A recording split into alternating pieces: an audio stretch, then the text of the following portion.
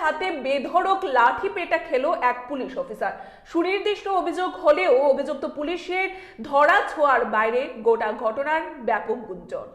সুনামুড়া মহকুমার অন্তর্গত যাত্রাপুর থানার পুলিশ ইন্সপেক্টর শ্যাম শঙ্কর রিয়াং সম্প্রতি ছুটি নিয়ে নন্দননগরের নিজ বাড়িতে অবস্থানকালে জনৈক অটো চালক এবং তার সাঙ্গপাঙ্গ কর্তৃক লাঠি পেটা খান।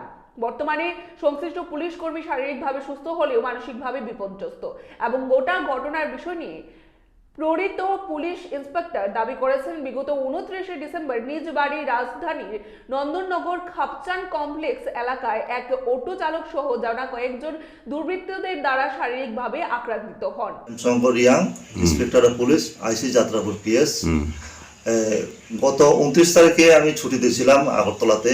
29 তারিখে ভোর সকালে প্রায় 9টার দিকে আমি যখন বাড়ির থেকে বের হই, খাকসান কমপ্লেক্স এলাকাতে বাড়ি থেকে যখন বের হই, গেট নাম্বার 2 সামনে টাই জংশনের মধ্যে একটা অটো গাড়ি দাঁড়িয়ে ছিল। এই অটো গাড়ির ড্রাইভার নাম হলো বিষ্ণু দাস। ওনাকে আমি বলি যে এটা রাস্তার মাঝখানে টাই জংশনের মধ্যে তুমি দাঁড়িয়ে রয়েছে কেন? এই কথা শুনে উনি উত্তেজিত হয়ে যায়। উত্তেজিত হয়ে আমার সঙ্গে এসে দস্তাদস্তি আরম্ভ করে দেয়। এরপরে ওনার সঙ্গে দু একজন লোক ওনাকে হেল্প করে। ওনারাও মানে কমিউনাল ভাষায় অনেক কিছু বলতে থাকে আর কি। তারপরে উনি গাড়িটাকে সরিয়ে, অটোটাকে সামনে একটু সরিয়ে নিয়ে একটা লাঠি নিয়ে আমাকে মানে অনেকবার আঘাত করে আর কি। আঘাত করার ফলে লাঠিতে ভেঙে যাওয়ার একটা লাঠির টুকরা আমার হাতেও ছিল, কিন্তু আমি পুলিশ অফিসার হিসেবে আমি কিছু করিনি।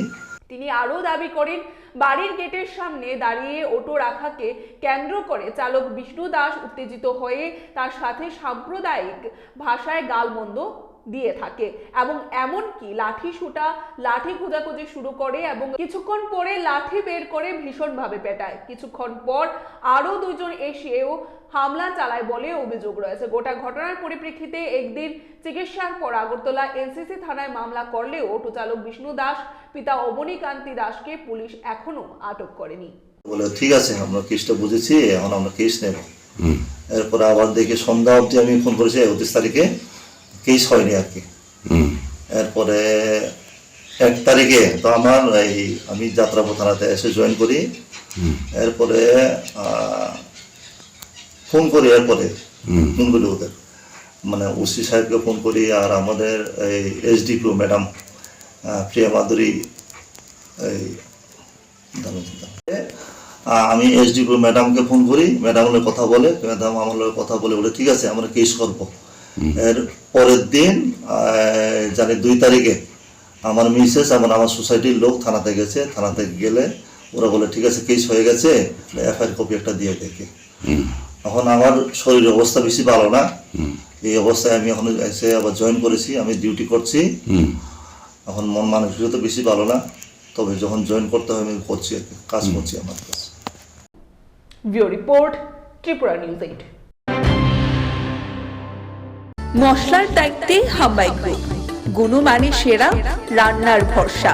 হাম্বাই গুরু মশলা সম্পূর্ণ প্রাকৃতিক, অপার গুণ ও উপকারিতায় পরিপূর্ণ। হাম্বাই গুরু মশলা।